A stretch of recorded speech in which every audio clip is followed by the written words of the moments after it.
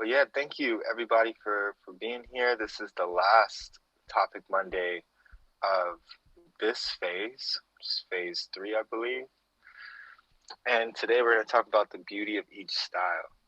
Um, so while we're waiting for Jay, I'll just talk a little bit about my experiences with different styles of dance, and not just like street dance, but like all types of styles. So growing up, the first style for the people that don't know, the first style that I was introduced to was house, and that was actually like the first time that I saw Jsmooth was in a it was in like a rave, and yeah, and then I saw people doing something called house dance, and I was like, yo, this is dope. So I started to go to these like raves and watch these people dance, and it was really different. So LA had a different style of house than San Francisco, than Bay Area. There's actually like a little feud between the two. So the Bay Area style house dancers didn't like the LA style house dancers, and the LA style house dancers didn't like the Bay Area style I remember dancers. that. And you remember that?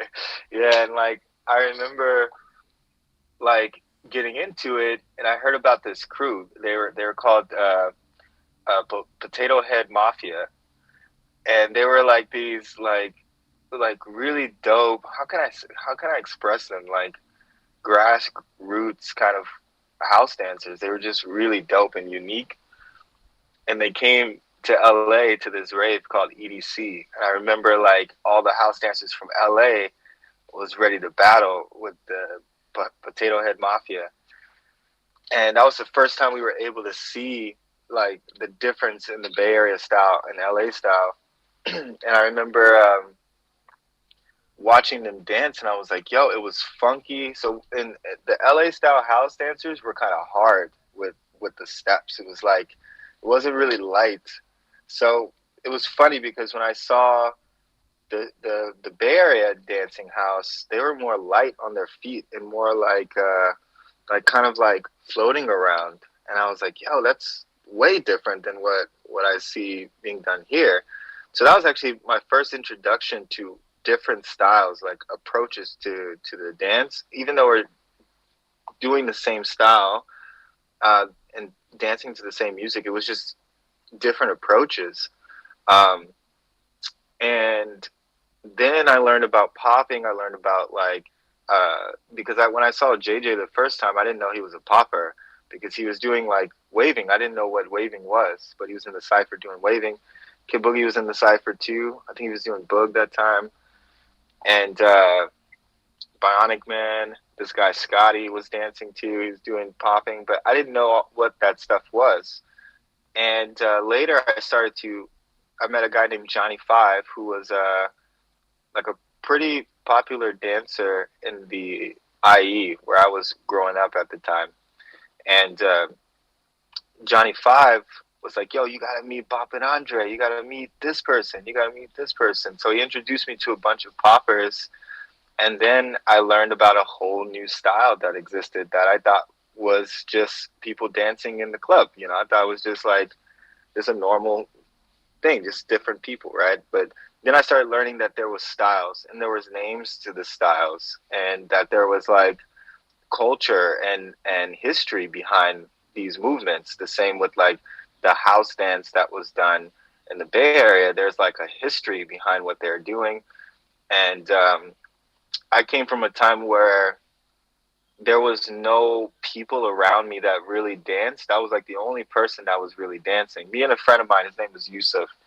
We used to go to raves and you know, dance in the cipher and then come back home and then practice, you know. But it was just me and him. So we just were practicing the stuff we saw people do. We didn't even know it was actual history behind it. Um, and then, yeah, once I started to get deeper into popping, then I started to learn about the house that was in Chicago. We started to learn about the different styles of popping that exists. And I would say like I would say not the different styles of popping. I would more so say the different styles in the era the 80s, 70s, and 80s era, because yeah, the dance the dancers back then had a very different approach. It was unique to their names. So Boogaloo Sam, for example, the name Boogaloo Sam is because Boogaloo Sam does Boogaloo, right? And there would be people like Tick and Tony. There'd be like Bop and Andre, for example, who does style bopping. And yeah, I started learning about all of this different stuff. And then I learned about animation. And I learned animation through a guy named Tabo, who was this Japanese dude. He grew up in Okinawa. He's my teacher. But he showed me a video of Umen, who was the three guys that I was trying to get to teach the class for us here, actually. But he showed me the tapes of Umen, and it was the first time I've ever seen anything like it in my whole life. Like, I never saw the whole head ISO and fixed points and waving like that. I never saw that before. So I was fascinated by like how unique it was, and I got really deep and wanting to learn more. And yeah, and then I started to practice every day from these tapes. Tabo gave me like 40 tapes, and I would just watch them over and over and over again. They were DVDs, actually. And I would watch them over and over again and just try to like find ways of how to like take it and flip it, So my practice was always like learn and then flip it and then turn it into myself, put it in myself. Yeah. And then when I was maybe 23, 24, I think we went to the IBE in the Netherlands. That was my first time traveling outside of the country. And it was my first time seeing dancers from another country. And that was really like interesting to me because, when you're in your country, in that time, we didn't have social media like how it is now. So I didn't get to see other dancers like that. Like, I knew there were other dancers around the world, but I never really thought of it as being like that. So when I actually went to IBE in the Netherlands, I was able to see this different approach to the style of popping that I did, but it was just different. And I was like, wow, there is like another type of essence to what they're doing, even though it connects very well to what I've learned, right? But it was just really different. And the music was different out there in Europe at the time. The popping music was, I mean, we all have like a universal popping music, right? It's like funk, Zapp and Roger and stuff like that. But there's like certain music out there that they have that's more like instrumental, and it's a little bit more experimental with like the hip hop and that type of vibe. But yeah, so I saw the dancers dancing and started to network, started to talk with people, learn about other people that are OGs over there and people that's been dancing since the 70s.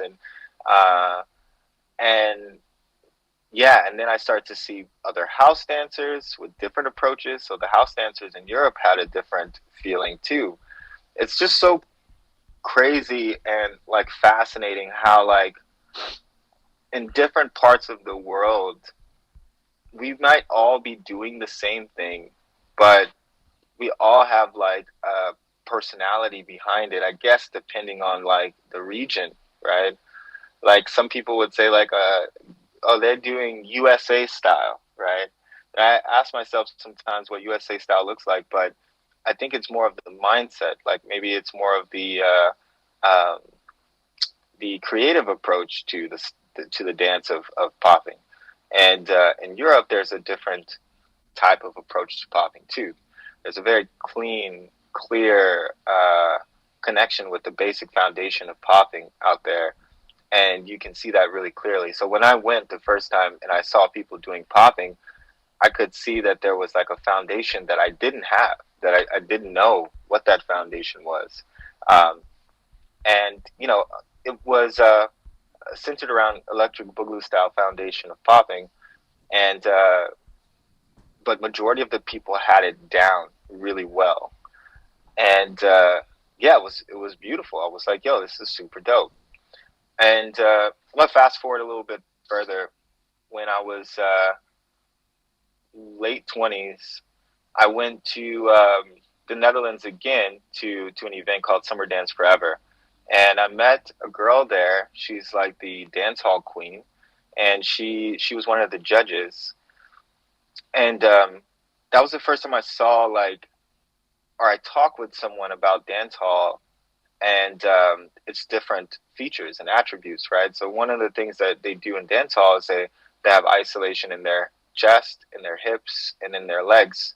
And so like I got really inspired by this conversation, so I started to dig more because in popping, the at that time there was no using your hips to isolate, but more so using your hips to groove and roll and things like that. It was more like that. But when I was talking to her, I got a lot of ideas in my head of how I can incorporate like these fixed points and isolation with my chest and my hips from dance hall and from that type of style.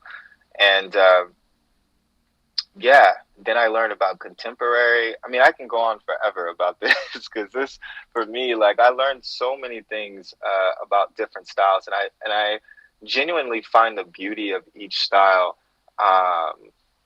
when I see it. Like even I feel like there's things that get overlooked with styles because we look at like a when we look at things, we look at it from a lens of a bias of what our friends and peers might like, and I think that we look at it from a point of what we can understand.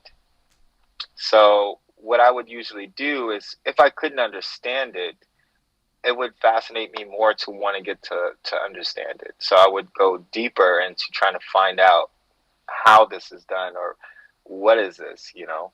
I think some people will stop at the point of like, okay, I'm not interested, or my friends don't like it, so I'm not going to get into it. But a piece of like my personal advice to everyone is that every style has something beautiful in it that I feel like if we take our egos away, we take away our bias towards what it is that we understand, I think that we can find a lot of tools that can help us with understanding our bodies better because all these styles were kind of crafted in ways for different demographics, different cultures around the world, right? Different races, different cultures, and so they all have meaning and purpose. So I found myself wanting to learn more about these different approaches to help me understand myself. You know. Yeah. Yo, yeah. Yeah. So, yo, for real. I also share the same appreciation for other things. I always try to look at different things for what they are instead of what I think I know about what I do. And I feel like we're pretty similar in that way that we take influence from other things and kind of put them into yourself in a way that can help elevate what you do already. Yeah. And I'm also the same way. So, yo, you said a lot of cool things. So I want to go back. I want to backtrack. A lot of things. So if you guys didn't know out there, LA had its own history of house dance as well. Yeah. So like we know that it comes from the East Coast. We know that it comes from there. But we also during the same timeline we also had our own like history. In the 90s when house music was really popular, we had our own house dance, and I remember because I used to go to house parties and there was a dance that they used to do. It was super easy, super simple dance, but they would call them what is the name of the people that would go to the dance? They were called. What is it? They had a certain way of dressing. They wear corduroys, bright color shirts. Oh, sure. And they were called housers. We in LA we called them housers. And there was a certain dance, and I remember I was in junior high, and we were picking up on those dance steps, and someone had an older brother, an older sister, who was a houser. and that was our history of house dance. And it's funny because it's around the same time, but it's a completely different. We didn't. They didn't. There was no jack. There was no like. It was different than the foundation, you know. But I thought that was really cool. So I ended up learning some of those. You remember those old like '90s? Yeah, dude. I was listening to it yesterday, actually, Yo, with my wife. you remember those like old like house, those very first like old house songs? Yeah, Like tight. Crystal Waters, and yeah. So yeah, there's a whole history in LA and about that, and yeah. So I learned that as a kid. Like I was always trying to pick up early popular dances when I was a kid. I remember I picked up jackknives. That was the first move that I ever learned. It was on a TV show called Over the Top, and I was up really late, and I saw someone do the jackknife, like sorry, we called it jackknife at that time, but actually, what is it called? The lockers do it with the one leg, the singles, the one leg up. I don't even know what the real term is. Alpha. Yeah, there we go. So I saw that, and it was in the '90s, and it was from like someone dancing old like '90s hip hop style, New Jack, the New Jack era, and that was the first move that I ever learned, and I practiced that move until I got it, and I did it in a talent show in third grade, and that was the only move I knew how to do. So I just was doing alpha the whole time on stage. Yeah, that's tight. Yeah, that's tight. But yeah, just going back, I was really inspired by whatever was popular at the time, and house was definitely one of them. And also, like growing up as a kid, I used to go to all age clubs, and they had we called it club kid dancing or freestyle dancing, something like that, and it was to hard house music, and I was like super into that.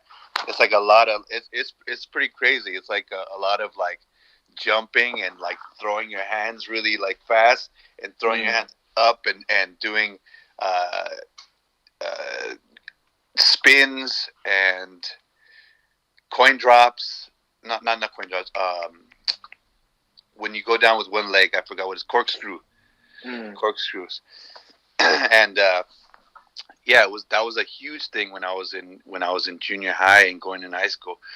It's called Club Kid, and it was to hard house music, and I was like super into that, like really into that. And during this whole time, I already had learned waving. I already had learned about waves, and I think I told the story of how I learned about waves. How I saw the guy, he did a wave to his face, and he blew a kiss to the girl. And the girl smiled, and I was like, "Oh my God, this is amazing! What is this?" And then I went back to my brother and asked him what it was, and he was like, "Yeah, that's waving." And he started busting out all these waves for me, and I was starstruck because I didn't know that he knew how to do it. Yeah. But yeah, during that was like way before.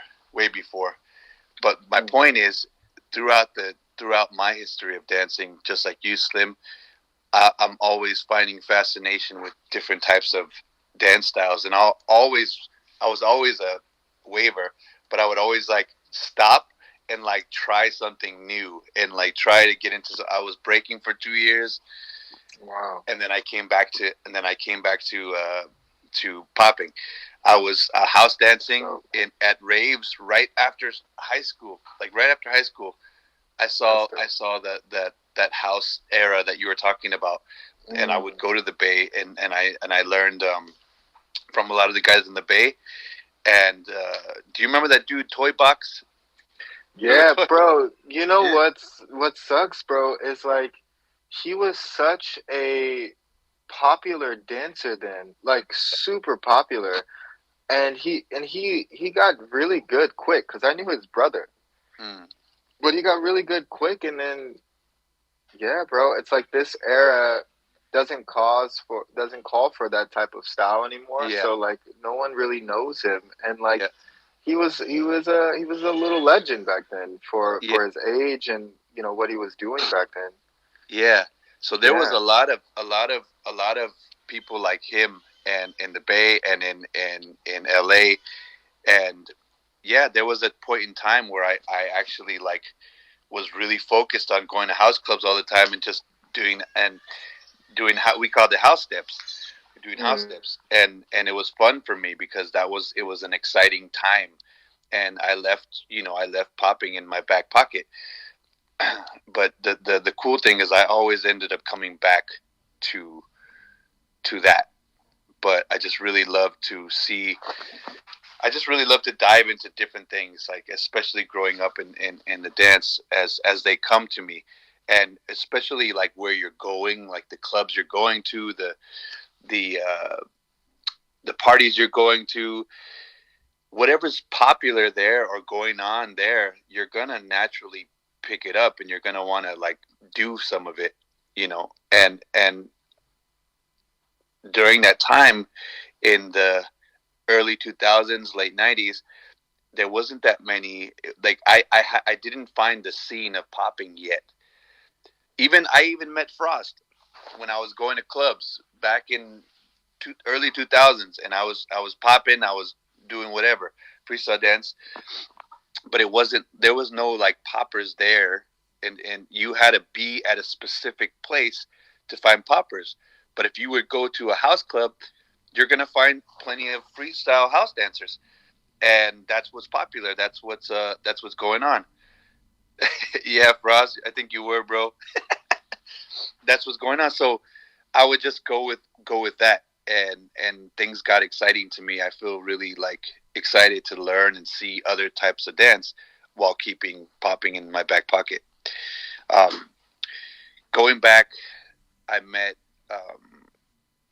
I ended up not knowing that there was an actual popping scene. It was just something that I love to do. But I didn't know about the Boogaloos. I didn't know about Mr. Wiggles. I didn't know about nobody.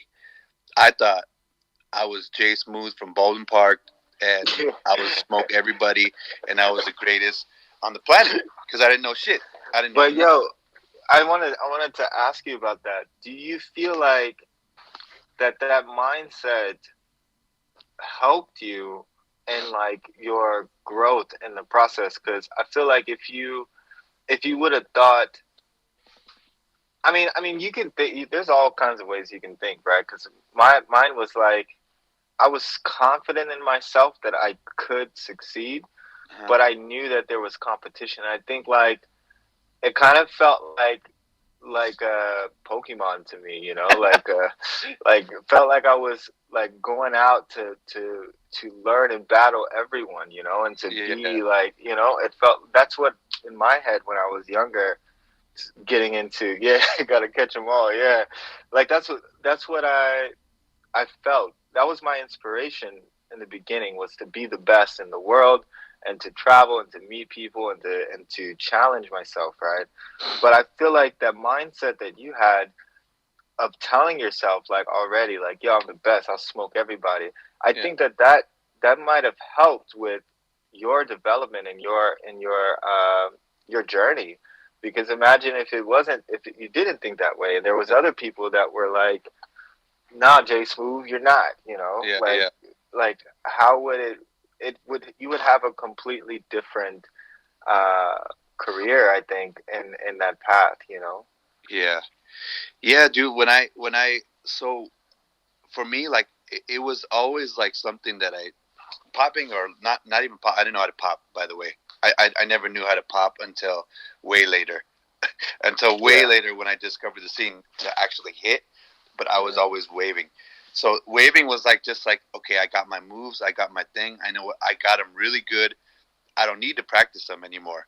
Like I just had them, and then I was going to raves, going to house clubs, and I was getting into different things, and kind of I would pop to highlight who I am, but I would always do the rest of the time I'm in the club, I would try to do other things. I would be house dancing and all that, and just doing whatever was popular at that time. But I remember having this mentality was that I didn't need to practice. I remember that mentality is like I didn't need to practice. And one time the first time I met Popping Todd, Pandora, Confusion, and Tetris. Mm. I met them at a house club, and they were like, "Yeah, there's a popping event. You should come through." And I said, "What? There's an event? What? Okay, all right." So I remember I went to that event. I had like 112 tricks. I entered the battle. People like tricks at that time. I used to go on the floor, lay on the floor, and like do a wave on my on my back, and like, yeah, I had all kinds of tricks, because that's the thing. I didn't know how to dance with the dance. I only knew how to do moves. But they ended up inviting me to B-Boy Summit, and I remember I had this mentality of like, I'm gonna smoke everybody here. I'm gonna win this contest. And boy, was I in for a rude awakening. Mm. I saw Skeet. I saw Frantic, I think. Yes, I saw J-Rock. But Frantic didn't stand up to me yet at that time. But when I saw J-Rock, and I saw Popula, and I saw, who else? Man, Sally Sly and Aki. I remember the way I felt, my confidence, everything just like was gone. Like I would never even want to enter that battle, and I'm glad that I got there too late to enter, because what they were doing was just something that I've never ever seen before. And I remember that feeling of like, wow, like I know nothing. Like I'm nobody. I'm nothing. But I remember the excitement of wanting to, like, humbling myself in that moment and wanting to get better. I remember I didn't sleep for 2 days. Like I was trying to practice what I saw Aki doing with his legs. I was trying to isolate like I saw Sally Sly doing, and I was just starstruck. And that was when I decided to take the dance seriously. That's when I decided to try to have a teacher, or try to seek advice from others a little bit. And yeah, like that's when I stopped playing with other things and started really taking popping serious and learning it. Yeah. Wow. Yeah, that's crazy. Do you think that the people now, like the younger people, do you think that they have a harder time of feeling challenged in their dance? Like, because right now there's not so much.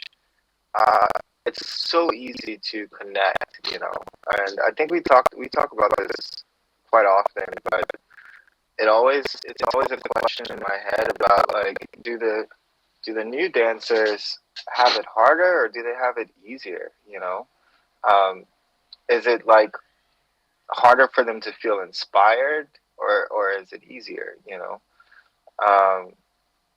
Yeah, it's always a question to me. But I know that, like, for you, what you went through, you kind of had a rough journey later, right? Once you started traveling and stuff like that, that's where the challenge started to come in for you, because you were seeing like a whole new world. But for the people that don't know, Jsmooth was winning battles left and right, going to this country, to that country. And I remember, like, he was putting it down for the U.S. for a long time, and still is today, But the challenge for you, like, do you feel like people of this generation will be able to feel that type of challenge? I feel like, I don't know if this is off topic, but I feel like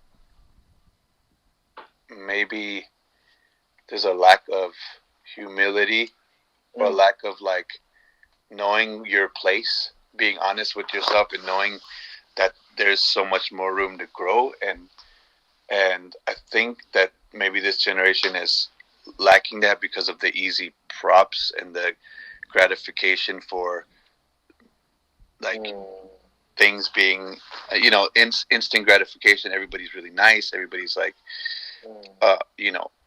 pray, get easy praise. But I don't know if they'll get that challenge, because I think in a lot of the newer generation's mind, and you can correct me if I'm wrong, but I feel like, not all, of course, but I feel like everybody thinks that they're there already. Like, Wow. they think in their mind like they're already a star, that they've built that mindset that they're already there. Entitlement. Oh yeah, Frost, exactly.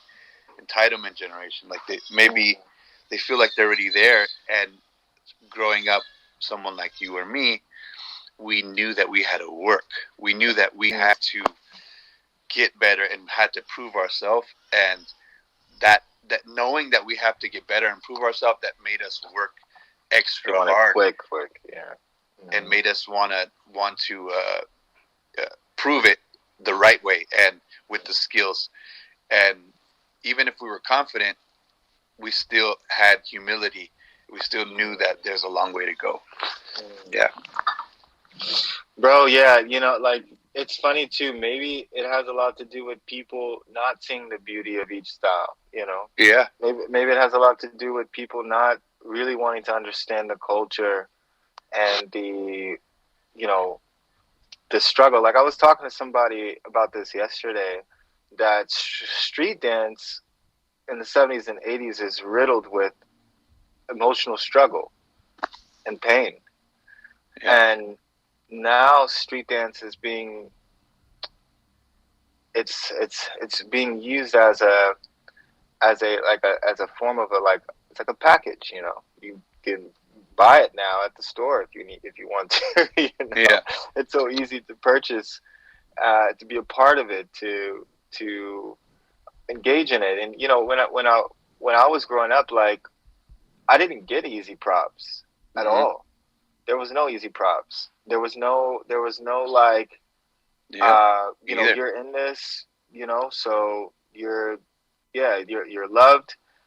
It was still love, and you felt it, but there was always like, I need to earn my position no matter what. And even as unfair as I would think certain situations would be, it always was humbling for me. It was always something that, like, brought me back to realize that I'm not ready yet, and I would get really upset, from losing battles and, working so hard, practicing every day. I would practice every day, every day. Like, there was no day that didn't go without practice. Every day. Yep. I treated it like a job, 8 hours a day practice. And so when you lose a competition, or, you go unnoticed, it does something, to your pride, to your to your ego. So I eventually started to find ways how to inspire myself to work more. And I started learning about different styles and different approaches, different movement. So it actually I feel like the process led me to wanting to learn more. But I feel like the kids now don't really have that process of wanting to learn more. I feel like that it stops at the trend. So since the trend is here, whatever the trend is, they'll learn about this style.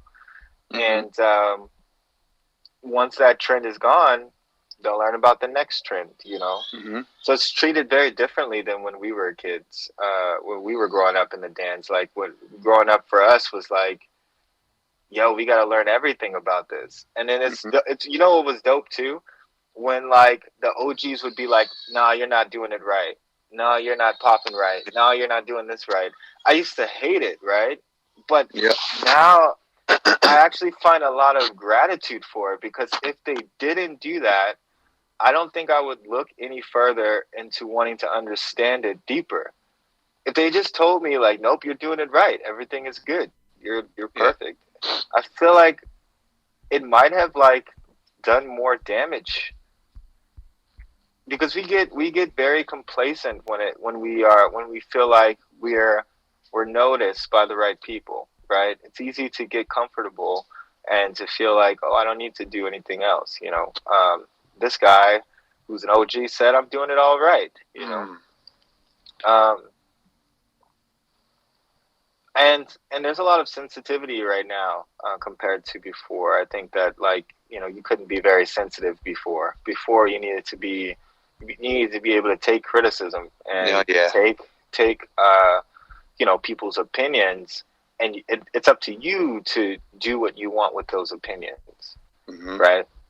Um, and yeah, and I guess my point is, like, the younger generation here now doesn't think about how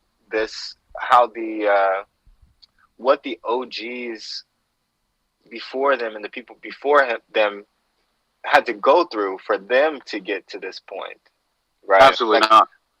I don't think that the young generation knows, like, how much struggle it took for them to have this opportunity to just be like, oh, I can dance and do whatever I want, and everyone's gonna like it. Before, you couldn't do that. Like, if you entered a popping battle and you were doing something that wasn't popping, oh no, you're getting criticized and you're getting kicked off stage, and you're, I Hmm. remember I got bashed on in a popping battle before too, and I actually appreciate it now more than ever, because I don't think I would have the drive. I would not have had the drive to push forward if I got a pass. I got bashed on it by Clown on stage in front of everybody Really. in Atlanta or at Kansas. I don't know where it was, Atlanta or Kansas. There was a battle when I first started around 2003 or something, and Mm. and like he called me out on stage and he pointed out what I was doing wrong, bro. That shit was like a Mm. knife in my gut. But after that, I was like, fuck this fool. I'm gonna fucking show this fool next time I see him. Wow. Wow. And it made me Yeah. work hard because he embarrassed me in front of a lot of people. Like Yeah. he really did. He apologized way later, but um yeah, it was fuel though. So like sometimes I feel like it's necessary, certain things, and I appreciate it now because if he didn't do that, I wouldn't have corrected that mistake that I was having, and wanted to prove him wrong. And yeah, but you had to be, man. You had to be a little bit tougher around that time. I mean, growing up with that, you have to be a little bit more tough, mentally, because now I feel like everything would be blown out of proportion and maybe called out, and kids are more sensitive now Yeah, because I of mean, the way we're groomed. The way they're groomed. you're 100% correct. I think it definitely has to do with the environment that they're raised in, because we were raised, you know, in a very terrible environment. So our skin is like, I think we were borderline abused, to be honest, but it made us a certain way. You know what I'm saying? Like, it made us a certain way to have thick skin, to where we realize that things aren't as serious as a lot of people make things out to be. Simple things. Serious things are serious. Simple things are simple things. It's funny that you guys are having this conversation today, because I literally just got done cussing out the entire Philly popping scene. I'm in a Facebook group chat, and I just was watching them for the past 3-4 months. Like, they put me in it, Rashad, and a few other people that they fuck with. And they were like, yeah, we're going to build and we're going to do this. I'm like, okay. And they're just sharing each other's videos and like giving like heart reacts and stuff. And so, like, this morning I woke up and I was like, I'm on demon time today. And I was like, what is the point of this group? Like, are you guys actually going to improve? Or do you want to just fucking circle jerk, essentially? And they were like, oh, we want to improve and blah, blah, blah. And I want to do this and I want to do that. And I'm definitely about blah, blah, blah. And I said, okay, cool. Because you have to understand, I literally said, Philly is at the bottom of the totem pole in popping. Nobody in the United States cares about Philly. Y'all don't exist. Y'all are the worst in the entire, I literally said that to them this morning. You're the worst in the entire country because of your ego, because you think you know this or that, because you refuse to step out of your comfort zone, because y'all are grown ass men. That's why we don't like to teach or share, or because when I see that type of ego or that attitude, I'm just like, dude, all right, cool, you got it, go ahead. So I said it to him, But they were all like, you Yeah. know what? Thank you for calling me out, calling us out on our BS and blah blah blah. And what can we do? And I'm like, bro, me and Rashad have been in this group for 3 months, and y'all don't ask us a fucking question. You follow everything we do on Instagram. You say you can't wait to link up with us, but you have us in a group where you have access to us every day, and you don't take advantage of it because you don't actually want to fucking improve. You want your dick to fucking feel good, and you want to feel like you're doing something. And it's a problem. I said the only thing people care about in Philly is locking, because the Hood Lockers, house, because of Kyle and Donita with Just Soul and their whole company, and fucking breaking. Nobody cares about popping at all. You don't exist. Yo, And they were like, Billy, I got called out by everyone in the club in Poppin'. I remember that. They don't. Yeah, they got balls, but relatively speaking, but there's not. I said y'all got all this talent, but you don't got the skill to back it up, and those are not the same thing. And if y'all are way overdue, long overdue, as old as y'all are, as long as I've known y'all, I'm 2 hours away from you in New York City. Do you think it's easier to get pushed or bullied into greatness, like encouraged? No. It really depends on the person. Like, that's all situational. If they have the drive, like, okay, they all have this fire in them now because I threw fuel on the fire. Who else is going to keep the fire lit? Because it's not my job to make Philly be tight. It's their job to go to people who have the information to get their ass whooped to get better. We all got our ass whooped for years.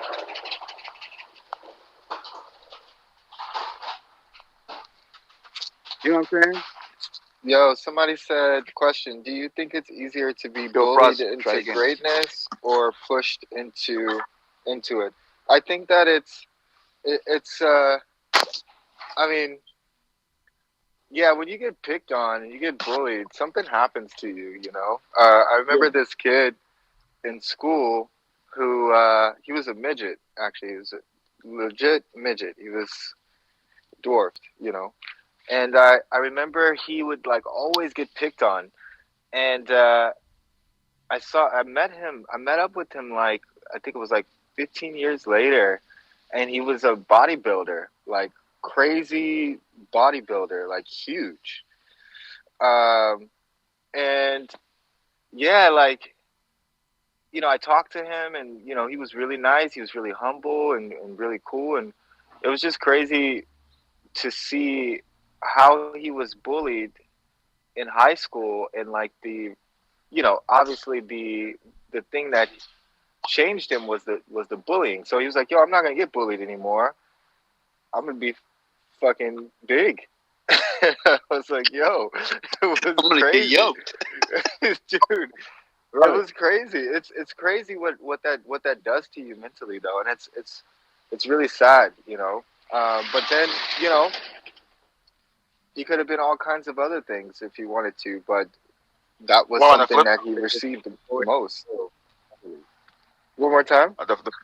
On the flip side, it can destroy their will totally, where they don't want to improve, where they don't feel like I have the worth or I can make this happen. Yeah.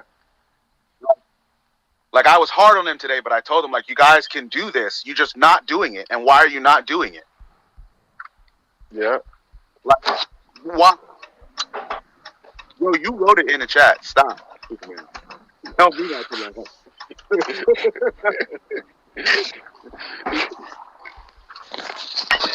Yeah. Yo, so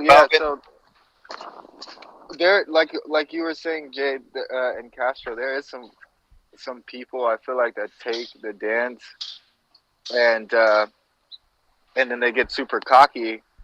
I've been seeing a lot of younger cats getting really cocky lately, and saying that they know these things and that and those things and doing these things. But like, I think knowing the beauty of something is also understanding how to humble yourself and be like, I don't know this. Yes. You know, I think that knowing, like, being able to, like, really recognizing the culture and the beauty of the dance style the styles that you love, is knowing that you don't really know them. You like, at this point with popping, I'm constantly learning stuff every day that's new.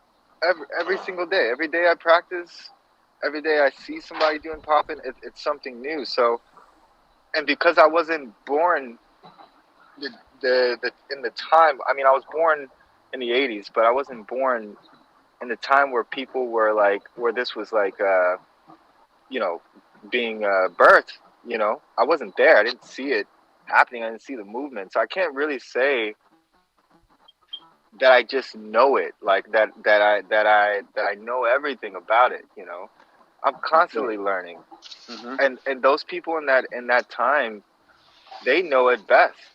And so to disregard their love and their passion, their history, and to get cocky is really yeah, it's a disrespect to the culture and the people that had to struggle through it. Bro, it's insane. Perfect example. I agree. Perfect example. There was a Trump versus Poppin battle in Vegas. Yeah, I didn't see that. I heard about it. Remember that, right? Yeah. And Soul, I think Soul was DJing.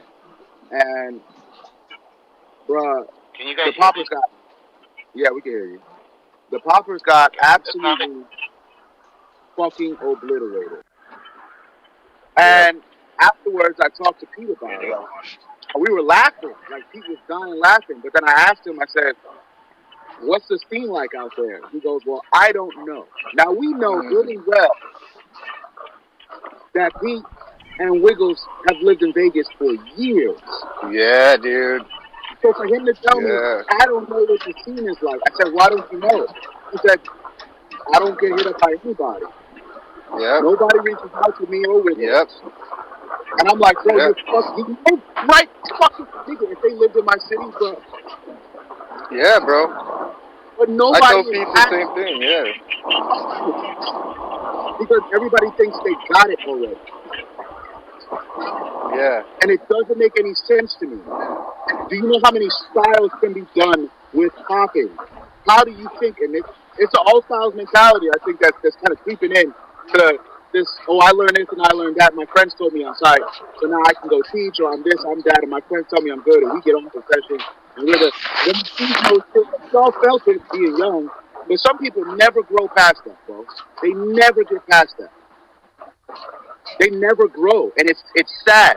How are Peter Wiggles in Vegas and nobody, zero human beings, are reaching out to them for information? They live right fucking there. I lived out there, and I try to do a weekly class, a weekly session, a free club night, and guess who showed up? Like 2 people. And yeah, and I would hit up Wiggles, and I would hit up Pete, and I would meet up with Pete. He would come over to my house, and we danced the whole time that I lived out there, at least 5 or 6 times at least. But yeah, it is sad, and they're there for your disposal, but no, they don't get hit up. Yeah, I think I talk to them. I reach out to everybody, whoever wants to chit chat or dance. I like learning, especially from the young people. They always have interesting ideas. They just don't know how to put it together, so I steal it. Nice. It's true, because I'll watch it. I'm like, wow, shit, yeah. I'm like, I'll make suggestions, but I'll use it. I'm like, because I dance just because I love dancing. I'm not trying to perform. I like to battle still. And that's what I was trying to say earlier. Like when you guys were talking about it, I think when you practice, you have to decide, because it's like karate. You practice for tournament or you practice for real life. There's 2 ways of practicing. One if you're going to go out to battle, and one if you're going to perform. But you have to totally dedicate yourself to that, what you decided. Drop it. Yeah, bro. Yeah, bro. Go ahead, Alvin. It's one thing to practice kata. It's another thing to apply that shit in real life. It's 2 separate situations. One is performance. One is life. You dying or me dying. It's totally different mindset. Exactly. Like we have a saying, pretty kata is useless kata. Sometimes the ugliest kata is the best karate. Facts. Yeah, I think and that I think that's a really good point, especially when it comes to the younger generation. I'm not gonna pretend like I'm like in like the oldest of generations. I do like to say that the generation that I came up with, it was the generation that was kind of like still younger in that time frame, where we were still kind of getting bullied in. But it wasn't at a point where it was like it felt toxic. It was more so like, yo, you're not gonna come in here and feel like you're some hot shit just because you can move your arm a little bit, right? It, like you gotta understand like the years of struggle. And that was before like social media really started to take off and everything. But I think the issue that we have, and I see that especially here in Arizona, is you have these kids who are kind of like forming up these little cliques. They're kind of like making like these Instagram pages and they're like trying to like put up these online battles, which there's nothing wrong with those, right? But then they're kind of like grouping up and they're gassing each other up, even if it's like the simplest shit altogether, which is cool. I get it, right? Like you should big up your boy, but there's a difference between like supporting your homie and like gassing up low quality shit, right? Or even like gassing up, for example, like you'll see someone who like attempt to do a house step, but they don't even know the culture behind it. They're just doing it because they're seeing it on social media and it's trending right now, right? And it tends to happen a lot, especially now in the younger generation. And I think the reason why is essentially they're seeing you guys being super successful. Like they're seeing like the twins, they're seeing like all these people from Europe, all these big names in the US, and they're like, oh, I want a piece of that pie, but they don't want to go into the kitchen and start cooking. Ooh. Hey, you know what I mean? So because they're like, oh, this is sweet. Like, where can I buy this? Not, oh, this is sweet. How do I make this for myself? So you have a whole generation of people who want to buy the fish but don't want to learn how to fish. You have a whole generation of people who are just kind of like, man, I think that's a tricky thing of looking at because that's true. But if you want the culture to grow, you have to accept those kind of people because there's some people that. Yes, absolutely. No, absolutely. I'm not because saying like, that'll just because when it grows, like I saw it in the early like 2012, 13, like the team started to die. It's because a lot of people were stressing. What is that? Oh, you gotta learn this, you gotta learn that, you gotta learn the history. But some people just wanted to dance, and then when people started coming at them like that, they were like, screw the whole scene, and they left. And those are the people that could have made the scene bigger and learned later, like grew. But they got cut from the bottom when the tree was growing, so it shuts a lot of people down when you see somebody dancing, you're like, well, why are you doing that? You don't even know the history. Some people don't care, they just want to have fun. So no, and that's fine. That's fine. I'm not saying like. I think the historical people, with history and all that, you should focus. Like when people are teaching it, say, do you know what you're teaching? But if people are just dancing and taking classes, half of them don't care. They just want to learn some moves so they can go impress people, and that should be really fine because those are the people that make the scene bigger, and then you have the people that everybody looks at and says, oh my God, there's so-and-so, he's such a great dancer, I wish I could be like him, and they try, and then it spreads with their friends, and everybody's like, everybody's trying to do it, and they don't care, they're just like, oh, we're having fun, but as soon as you start telling them, oh, but, that's not really how it's done, and if you know the history, and you're doing this and doing that, they're like, you know what, screw this thing, let's try something else. No, and I understand that. Don't get me wrong. I definitely see that nuance, right? But I'm not saying we completely shut out that part of the scene.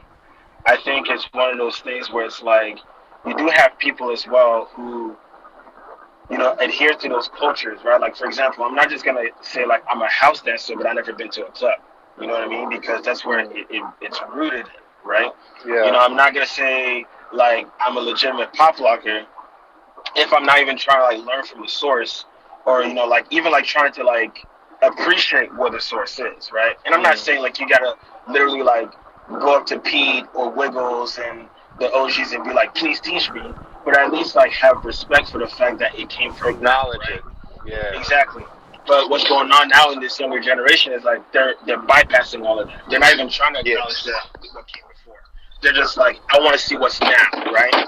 So they learn like one little tutting routine. They're like, yo, I can tut. I'm gonna teach a tutting master class tonight, and it's like, yo, my guy, like, I get your enthusiasm, but it's like saying like I'm gonna learn Spanish, and I learned que tu quieres, hola, you know what I mean? And I'm like, all right, cool, I'm gonna teach a collegiate level Spanish class. It's like, no, man, you gotta learn syntax. You know, you gotta learn like what the grammar. You gotta learn, you know, where to put accents, how to pronounce the accents, and all that, right?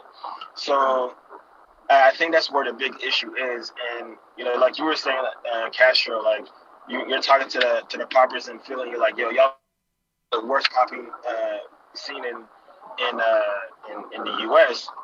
Yeah, and you know that's fair because you see it, right? And I see some of the same issues here in AZ, where you know I remember when AZ had like some of the best poppers just come through, and now it's just like a bunch of kids who are just kind of like, all right. You know, like we just kind of want to do this, which is fine. But then those same kids who are just kind of saying like, I just want to do this to do this, are also trying to pick up classes and teaching classes. You know what I mean? It's like I never think of going somewhere to learn something from somebody just because this is okay. You know, like I always want to learn from people who want to further the craft or further the culture behind it as well. You know, but that's not the topic. The topic is the beauty of every style. You know what I mean? Yeah. So You know, I think it my always happens, favorite bro. We style always was get off topic. you know, my favorite style that I thought was really beautiful that you hardly see anybody do electric boogie. Because that's people fair. don't Yeah, realize. we can hear you, Superman. Because people don't realize New York and LA had different styles, right? Is that me or is that somebody else? You're echoing, Ross. Is it me echoing? It sounds like somebody else. Yeah, I'm echoing. echoing. That's you. Yeah. No, you're good. Superman, what were you gonna say? I just wanted to piggyback off what Alvin said. Everything that he said, I think, is one of the things that is a big issue that has contributed to what it is that he said.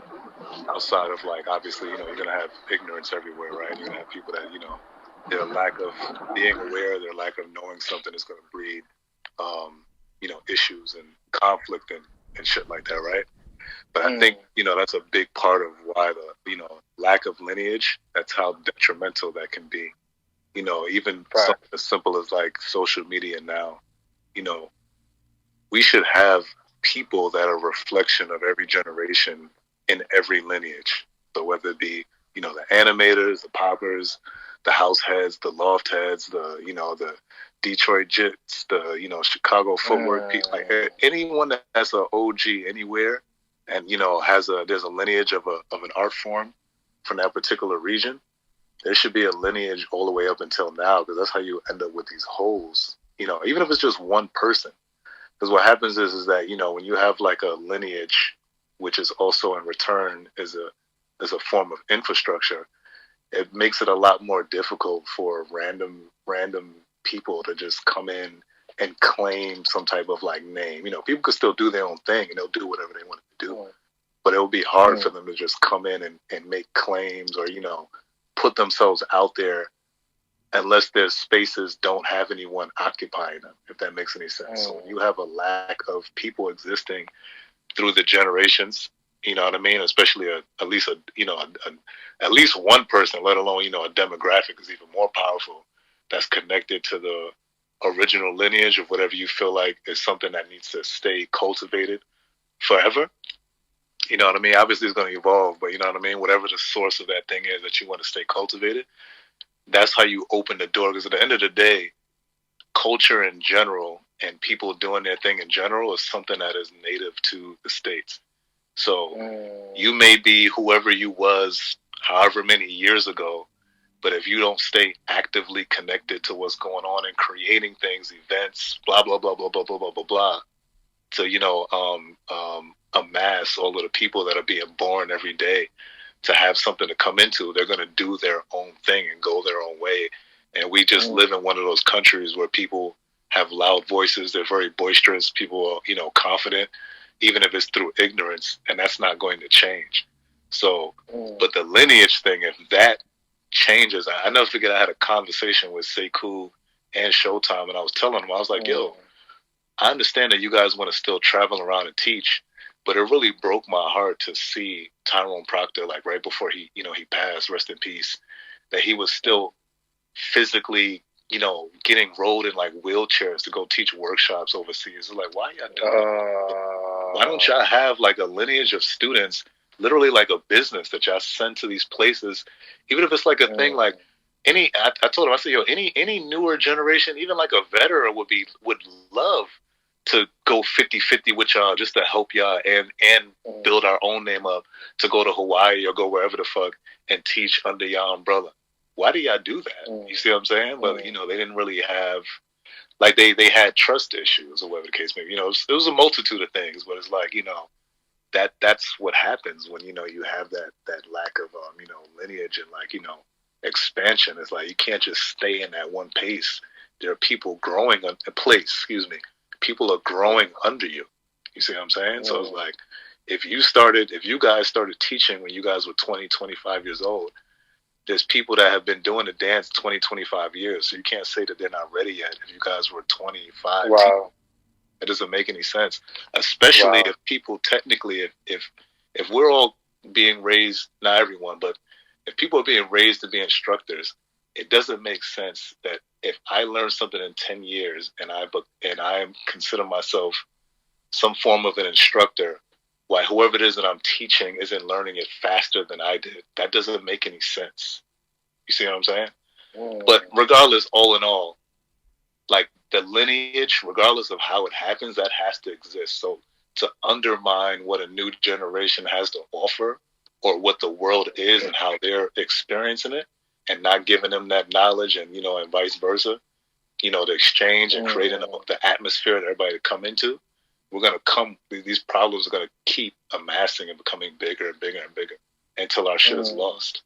Perfect example. Life Feed community was shitted on until now. Everybody all of a sudden, for years, the Life Feed community was shitted on. 1,000%.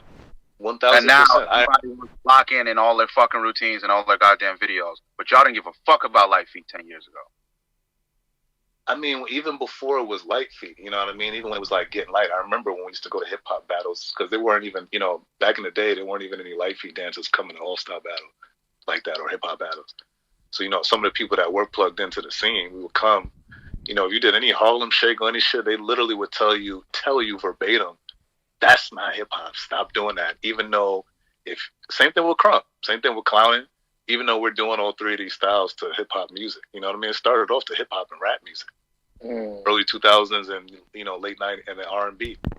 So it's like, technically 2000, that's our music. Early 2000s, that's our music. That's not 90s freestyle hip hop dance music. That's our shit. You know what I'm saying? That's what that belongs to crunk, clown, Lifey. We grow up in the clubs dancing to that music. That's the voice of our generation. That's not your generation. You know what I mean? So it's just that disconnect. But then as soon as like, Light Feet becomes like the genre that everybody knows around the world or whatever the case may be, primarily because of D. Cole, because he created a platform. And D. Cole is the sole reason why Light Feet is known around the world. Because he had a consistent platform for years where he was throwing events and battles and producing music and all of these things, you know what I mean? And, he's not even, engaged in the scene anymore or whatever. He's doing, other things. But it's like, that impact of what it was he was doing for so long is the reason why.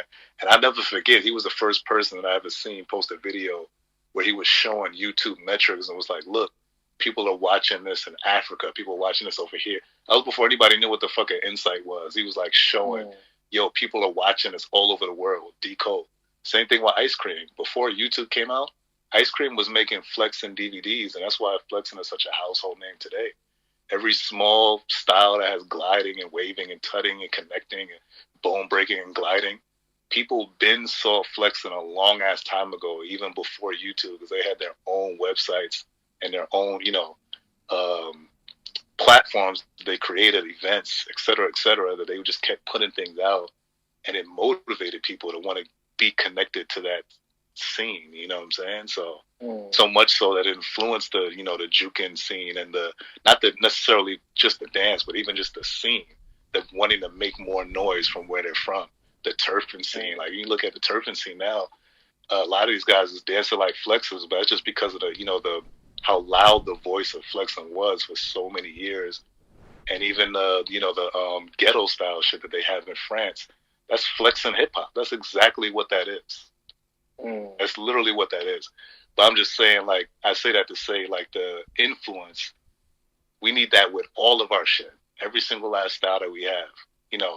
If it's been around longer, then we should have, more things going on and more people doing it. It shouldn't be, oh yeah, I'm 50 now, so I ain't really trying to. What the fuck are you talking about? If you're still here and you're trying to be this and still connected and this and that, that's not to take for granted what it is that people have offered, but it's to stay stable and for this to really like amass and grow bigger. Everyone got to be plugged in at a high level at whatever generation they feel like they're from or whatever, OG, this and that. But yeah, I'm done talking on that. Wow. Damn. Well, all right. Well, all right. Bombs. There's a lot of them. There's a nuclear fucking explosion over here. So what would y'all say would be the? Oh, Sky's back. Hey y'all. How you doing, Sky? Pretty good. There you go. I was at some point further up the stream. I was disagreeing a bit. Although I do see it. I do see it when you said that in this generation now it usually stops at the hype, and then people won't really go further. And I was disagreeing to an extent because, like, I do see enough young kids who do want to go further, because you see that same spark of mind, where you just see something and you are like, okay, wow. And I think it's kinda up to the person, like what path do they follow. Like Slim, when you told your story, it was like you saw something and you were like, wow.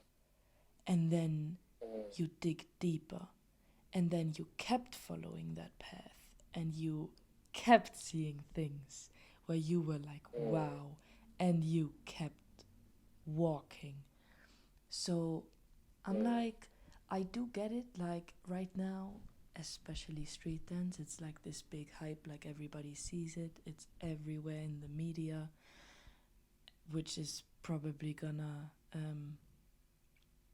it's probably not gonna stop in the next few years, especially with the Olympics and everything. So like, I do think there's gonna be a big number of people who see it once, they are hyped, they try to do it, and maybe they leave again. Which is cool, As long as, like, if they leave, they are actually leaving, right? So they won't be teaching classes or stuff like that. Whereas people who see it and they are like hyped and they are like, I want to do this. I kind of have that faith that if you are actually into it, you will last. And if you are not actually into it, you're not gonna last. Maybe you can try to be hyped and maybe you can try to teach a class, but I think for the longevity of it, to actually stay doing it, to keep doing it, and to keep teaching those classes, you ultimately have to dig deeper. Like, you can't, like, what are you gonna teach, right? It's like you cannot keep up a circle of people who learn from you when you ultimately refuse to learn. I just don't think it works. Maybe it works for a bit, maybe it works for a year, maybe it works for 2 years, but it's not gonna work for 10, 20 years. It's just impossible. So yeah, I kind of have that faith that people who are into it, they are into it, they will last, and people who aren't gonna last anyways. So just I'm like, just let them try, whatever. Yeah, well, I think like you said, yeah, most people will.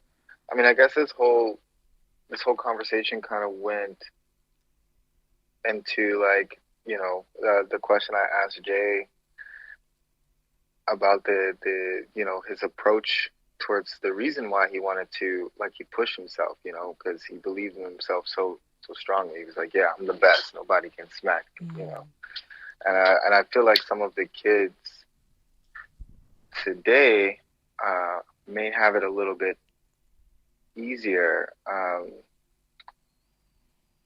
yeah, in different ways, like, because social media is a big place now, and to get noticed takes a lot of effort, I think, also, but when we were growing up dancing, I think that we had to make ourselves present. So we had to be in the right place at the right time. So we were constantly going to try to find the right place. And I think now, and to a lot of the points that were put out about people, trying to buy the product instead of finding out how to, the actual route, just buying it. I would have people, it's interesting too, I would have people take classes from me, and they would say, like, they'd be like, yeah, I really want to learn. I love your style. I want to learn from you. And I'd be like, okay, what is it that you like about my style? Right? And they don't know how to express it. They don't know what it is they like. They don't know what it is that they want to learn.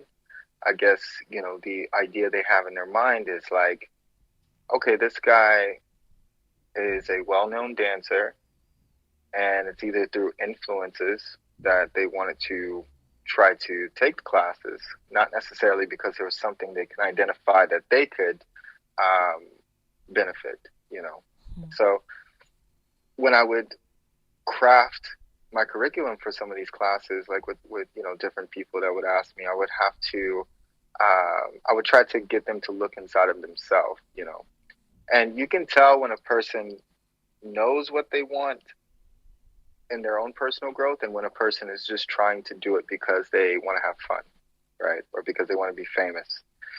And a lot of the people that I taught private classes from, their main takeaway from a lot of it is the flashy stuff that they think that is going to come from it. So they just want the flashy stuff. They don't want to learn, like, go through the process, which is another issue I think that a lot of kids have, where they don't want to actually find what's beautiful about the style. They want to find the things that will make people say ooh and ah, and that's the problem that I think that we a lot of us overlook. Everyone wants to have fun with the dance. We're having fun doing it because we love to do it. That's a daily thing, There's so much fun from, doing this. But aside from the fun, there's also the respect for yourself, for the culture, for the, the origin, the way that this was even accessible for us to do this freely, anytime that we want. I remember, like,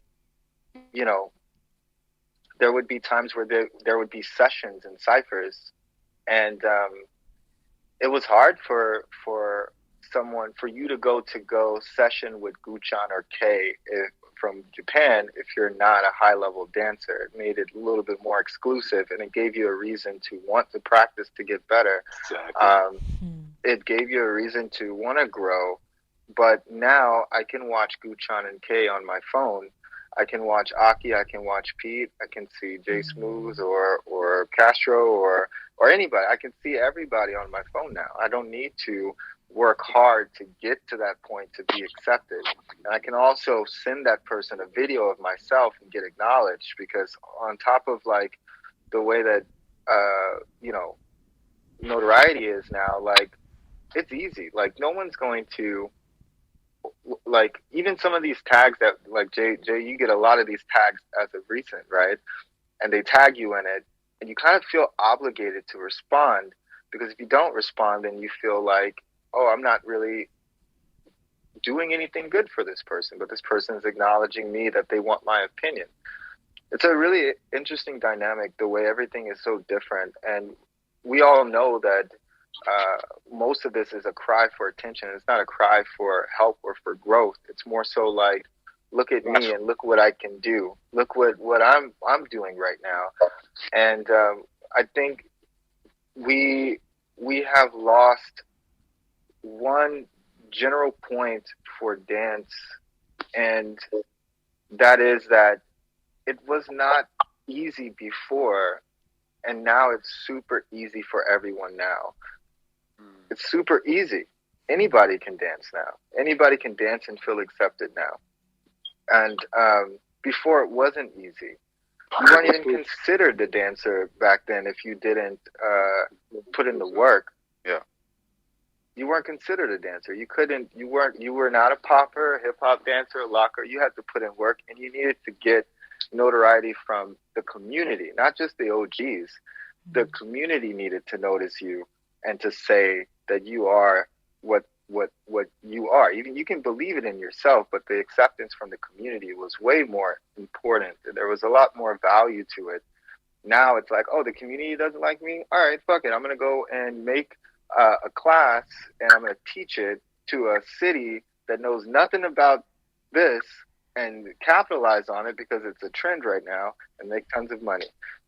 No beauty in the dance, no love for the culture or the community. It's just all self-righteousness, you know? And as much as the OGs proclaim, I just want everybody to understand and remember that there were a lot more dancers around than we are aware of in their era that were very, very, very good, that we will never know who the hell they were. Yep. And, you know, there's some that we will know, but like, you know, like I don't want, like, because sometimes, you know, we look at some, everyone, you know, that we aspire to be like, or we grew up watching or whatever. I think a lot of, you know, dancers forget, and, you know, a lot of OGs fail to mention that a big part of the caliber that they were able to achieve is because there were a lot of people of an equal caliber existing while they were dancing. And this is, you know, a big, you know, it's like this individual. It wasn't just, oh, it was me. It was just you. It was just me and my guys. And we was just, and then everyone else kind of came out of it. It was like, nah, it was like 1,000 people getting busy. That was just as, you know, they just didn't, you know, they went to other, their own walks of life. They didn't, quote unquote, turn it into a business like all of the known OGs that, you know, not all of them, but, you know, a lot of the known OGs that we know today. Rocksteady, EVs, you know, Dance Fusion, Lead Force, blah, blah, blah, blah, blah, blah, blah, blah. You know what I mean? They turned it into a business and an industry for themselves and, you know, brought it all around the world. And that's the reason why we dance a lot of these styles all around the world, obviously. But as far as like when they were existing and they were outside every day, there were a lot of people outside just as they were. You know what I mean? And you don't really realize that until you start talking to other OGs from that time. And you're like, oh, shit, yeah. So, you know, like some of this mentality of making it seem like it was only you and a few other people is part of what's contributing to some of these issues mentality wise. You know what I mean? Like it's gonna carry over. It's not like it's gonna carry. You know what I mean? Like I don't know why people think like the little rock that they drop in the water. If all of you guys do that, you know, it's gonna it's going to create a wave. Like, it's going to make an issue eventually somewhere along the lines. No one is an exception to the rule. So if 40 people, 50, 60, 1,000 people try to make themselves an exception to the rule, you start to compromise the integrity of everything.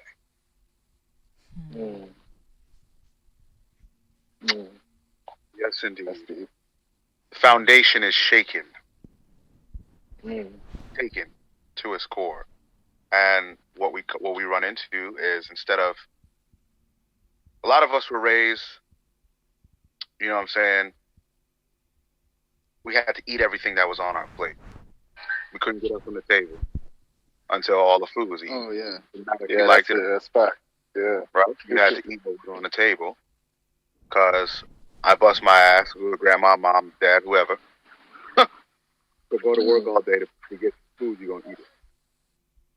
And as we grew up, fast food was more available to us. So instead of being at home, sitting at the table with the foundation of our family, we went elsewhere to get fast food. You hear me? We went elsewhere to get fast food. Wow. Because that was easier. That was more convenient. When there was legitimate nourishment, there was love, there was life, there was lessons, there was health, and community at the dinner table. Yep. And the majority of the scene is not at the dinner table. They in the drive-through.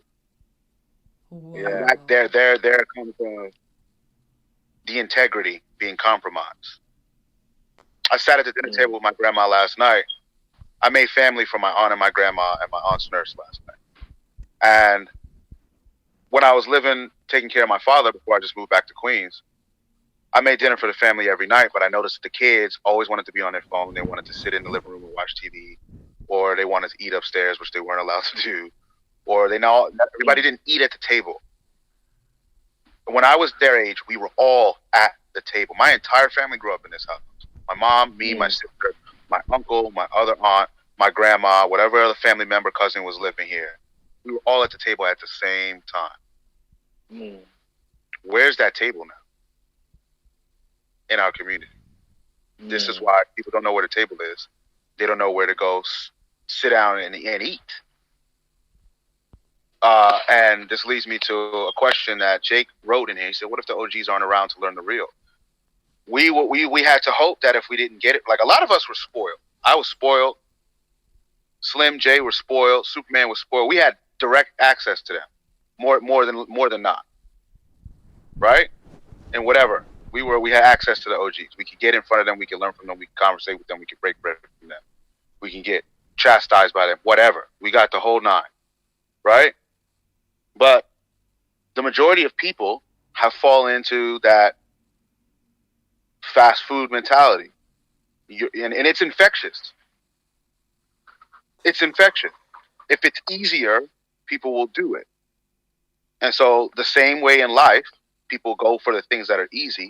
In the dance community, you're not a different person. You're just dancing right now.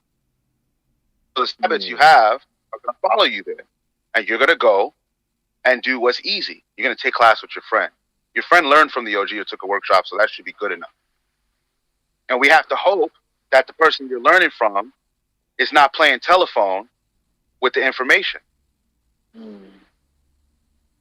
We have to hope that they're going to spit it out verbatim. Because if they're not, guess what you're not going to get? The right information.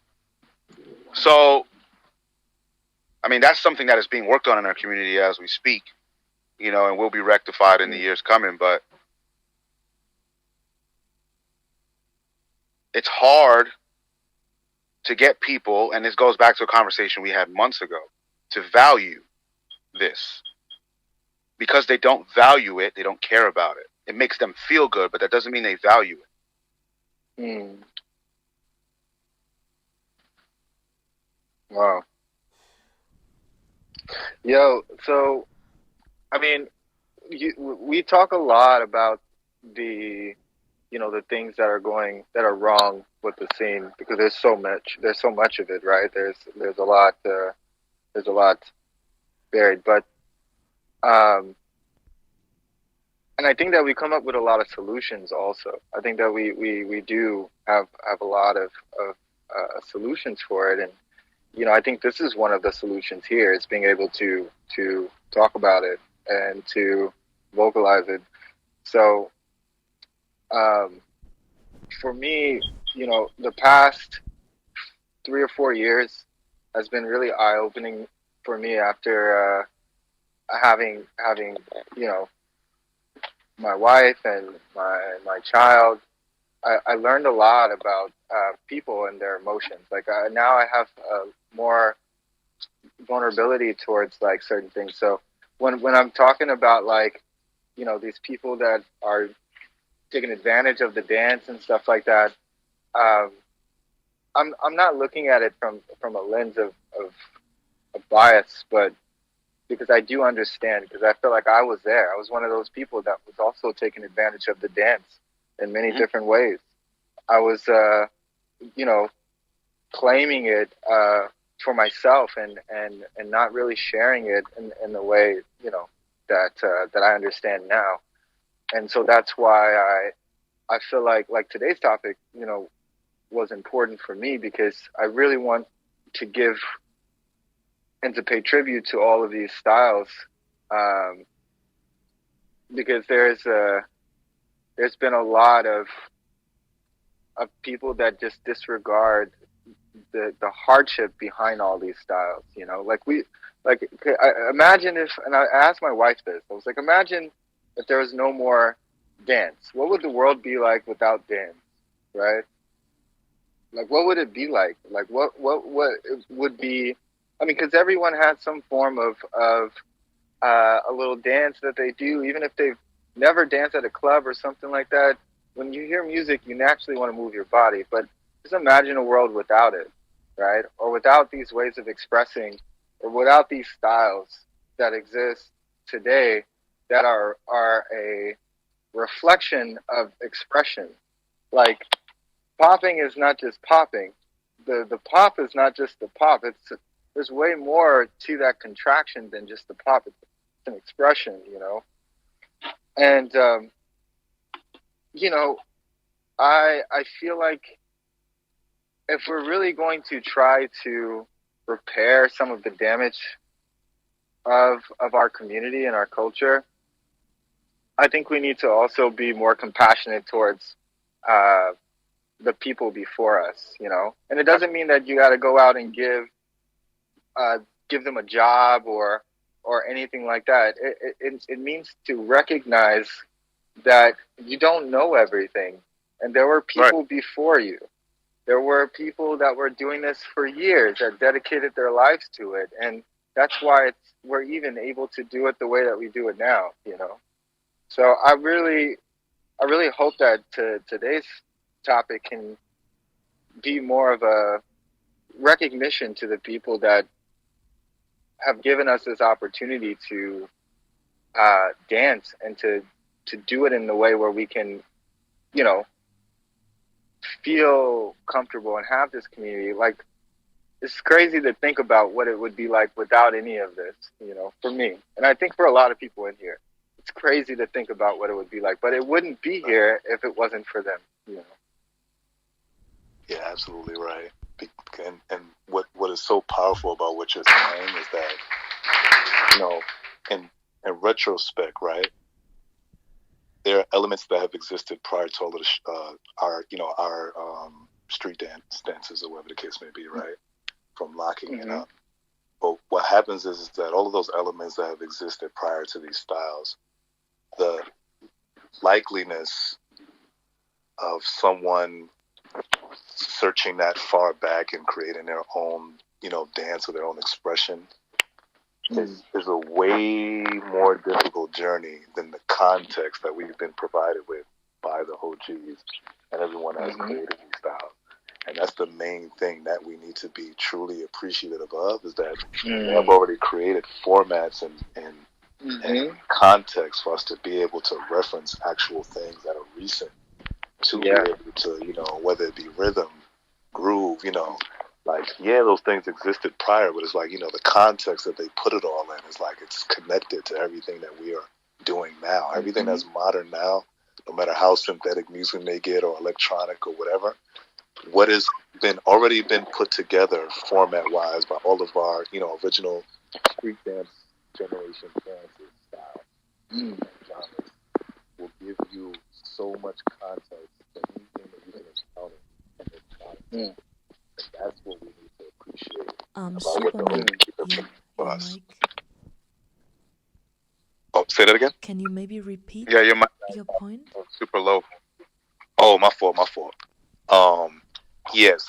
The context of, everything that it is that exists, and, from house to pop into hip hop to breaking, rocking, you know what I'm saying? I mean, even prior to that, Lindy Hop and all this shit, but it's like the context that has been, given to us is the main thing that we have to appreciate, from the OGs, because context is so important, you know what I mean? Like, there's so many people that move, control, flexibility, can do all types of shit with their body, but you don't have context, understanding.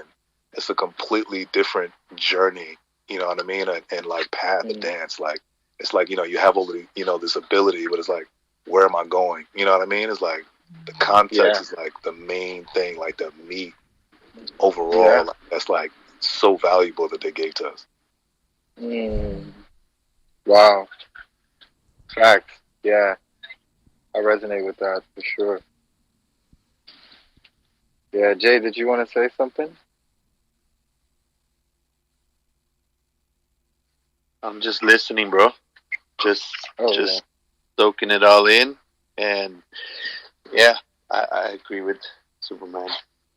All of Superman's points for sure.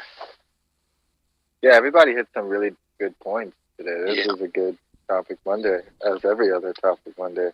So smart up in here. At the point, I would like to, maybe towards the end of the talk, let's talk about what we think the beauty of each style brings. Like going back to previous, like but we can get into that later. No, we can get into it right now. Right now. You wanna Let's go. You wanna start it off, Jay? Waving.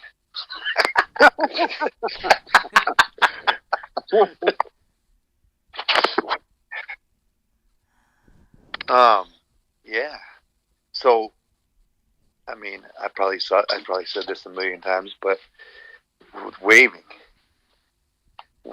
is for me, the most therapeutic style that I've found within, it is the first style that I stumbled onto, but for me, waving there's something special that connects me to myself, connects me to my spirit, and something very therapeutic that happens with waving, and that I've only found with waving. So for me, the beauty of waving is being connected to myself, and just being able to express without trying to show off, without trying to show anything. It's not a punchline style. It's not in my opinion, it's not a punchline style. It's not an accent style. It's not something that's like dynamic, even though it can be, and even though you can, add punchlines and all that. That's when you add technique. But the bare minimum of the bare essential part, strip all that away, and it's flow, it's energy, and for me, it's the beauty of that style is therapy, and helps me feel connected and to myself, to music, to being in the moment more than anything else. So I'll start with that. I'll start with that one, waving. Yeah. Nice. Yeah. Waving is was kind of I wouldn't say it was new for me, but it was definitely like redefined for me a few years back, because that was one of the things that I learned starting was important for understanding your body was waving, but I didn't really get a chance to understand it until later on.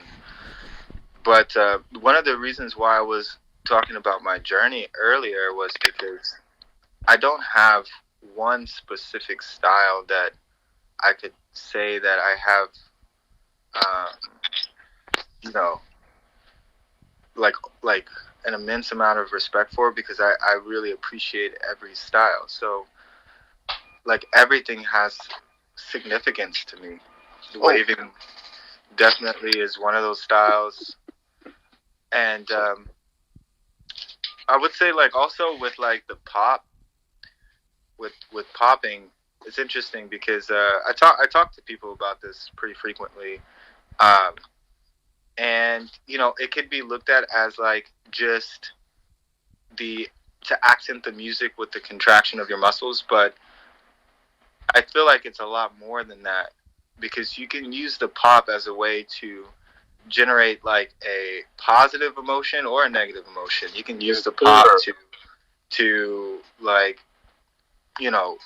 when you're really having a hard day and you want to like get that out of you, and you can use the pop that way. Or if you want to finesse it and use it to the music in different ways, you can change the levels of the pop or the dynamic of it. And I always felt like the pop itself being the primary tool for that style is not really expressed enough on like how important it is. I think people do it just because they want to fit that that mold of like, I'm a popper, so they use the pop. But I feel like it's way more than that. For sure. And I think that also it's not really like, people have different ideas of what the pop is too. Like some people think that a strong pop is when you can see it on the outside of their body, but for me, I've always thought of a strong pop being more internal and more like deep or heavy, and I've always felt like that was stronger. And maybe that just makes me a little bit different than other people in that perspective, but I think that it gets overlooked, the difficulty it takes to have an internal pop than an outside pop, and yeah, I think that there's also like different ways of utilizing that tool where it's just not accenting one sound, but where you can use the pop in multiple ways throughout the music. And I've always like tried to challenge that. So maybe in some of my videos, if any of you've seen it, I use the pop like in different parts of the music, not just to accent the snare or the kick, but in different parts of the music, where it's like it can be on the and or right before the one, or and it helps me to further express the music, and I will use it at different intensities, not just one intensity. I always learned that like if you want to have like a strong pop, you have to know how to control all levels of it, not just like one type of pop, and yeah, and that's just one thing, being able to control the speed. First time I saw speed control was Jsmooth. Actually, he was doing it in a battle, and it was really interesting because I never saw somebody do that before, where it looked like they just kind of like slowed down and went through this kind of like wormhole, And I started to learn about speed control, different levels, and I added into my dance now in a very different way, where it's not really to accent the music, but more so to break down some components during my dance, so it doesn't look like a run-on sentence. It looks like there's something that changes that dynamic, and I feel like that's something that a lot of people overlook too, is being able to control the speed in which you dance.